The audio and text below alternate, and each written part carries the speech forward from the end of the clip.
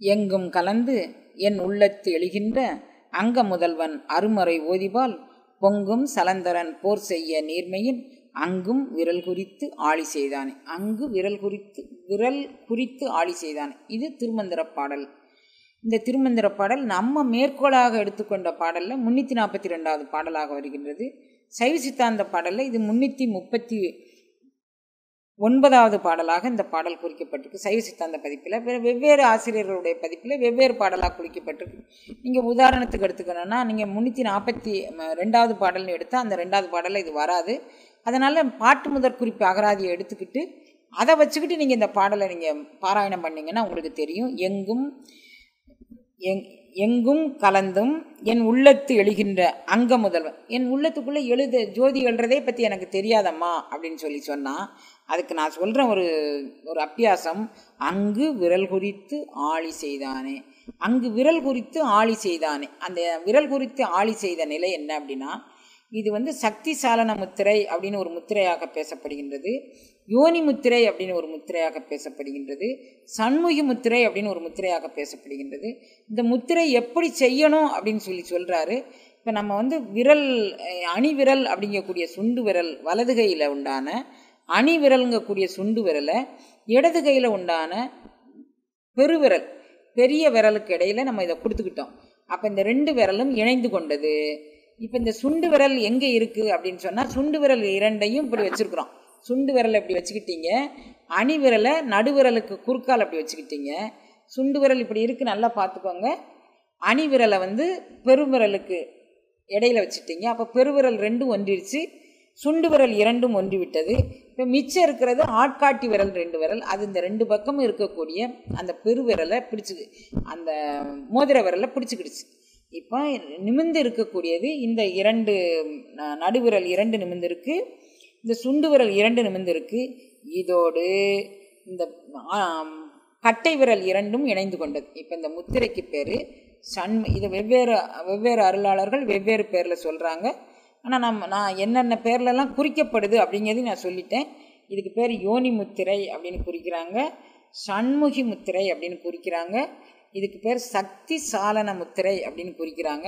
இப்போ இந்த 2 அந்த நீள் விரல் அப்படிங்கக்கூடிய அந்த நெடுவிரல் 2ஐயும் 2 கண்களில் ஒற்றி கொண்டு விரல் குறி அப்படிங்கிறது இந்த 2 கண்களிலும் அதை ஒற்றி கொண்டு ஏனைய விரல்களில் நீங்கள் வச்சிருக்கும் போது எப்படி பொங்கும் சலந்தரன் போர் செய்ய நீர்மையின், நீங்கள் உயிரிறக்க பன்மையை கொண்டு இந்த சலந்தரன்கக்கூடிய விற்குடி, அதாவது காமவாயுவை அடக்கக்கூடிய நிலையில் அந்த முத்திரையை நீங்கள் எப்படி செய்கிறீங்க அப்படின்னா, ஆகுஞ்சனம்ங்கக்கூடியது எருவாயும் கருவாயும் கட்டுப்படுத்தி கொண்டு இந்த 2 விரல்களையும் கண்ணில் நிற்கிற மாதிரி பண்ணிட்டீங்கன்னா, பண்ணி நெறித்தி பிடித்து அப்படி மாதிரி நீங்கள் இப்படி மாதிரி வச்சுட்டீங்கன்னு வச்சுக்கோங்க. இதை நெறித்தி பிடித்து கண்ணில் வச்சுக்கிட்டு செய்யலாம், கழுத்து உள்ள அதாவது விசித்தி சக்கரத்தில் வச்சு செய்யலாம், மார்பகத்தில் வச்சு செய்யலாம். இதில் எங்கே உங்களுக்கு சாத்தியமோ கூடுமானவரை கண்ணில் வைத்து கொண்டு செய்வது தான் உங்களுக்கு இந்த அனுபவத்தை தரக்கூடியது.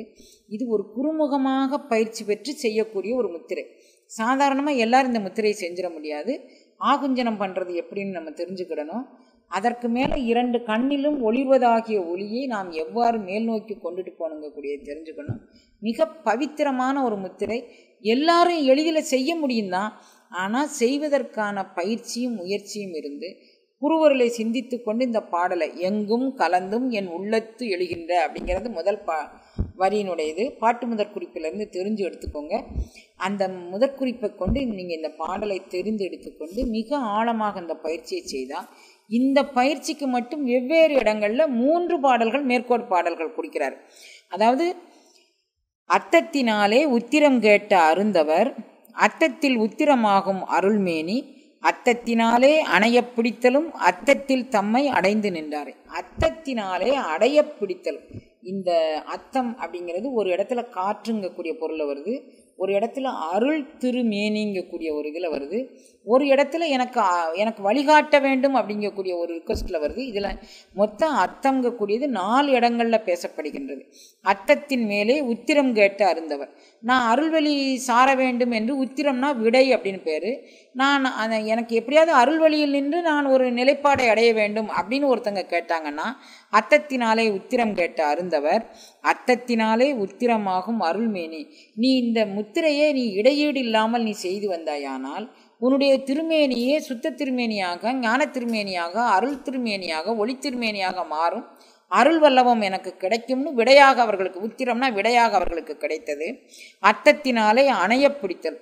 இதோடு நீ வாசியையும் அணையும்படியாக காற்றை பிரிக்கும் கணக்கறிந்து பிடித்தையானால் அத்தத்தினாலே அணைய பிடித்தலும் அத்தத்திலே தம்மை அடைந்து நின்றாரே. இது உனக்கு அடைந்து, தம்மை அடைந்து, நான் எனக்குள்ளே என் தலைவனை அடைந்து கொண்டு, என் தலைவன் தான் நான் தான் என் தலைவன், அந்த அருள் வல்லவத்தில் நான் மூழ்கி இருப்பேன் அப்படின்னு சொல்கிறாரு. இதுக்கடுத்து இன்னொரு பாடல்லையும் இந்த பாடலை சொல்கிறாரு. வருத்தம் 2 சிறுவிரல் மாறி பொருந்தி அணிவரல் கட்டிப்பிடித்து நெறித்து ஒன்ற வைத்து நெடிது நடுவே பெருத்த விரல் 2 புக்கு பேசே.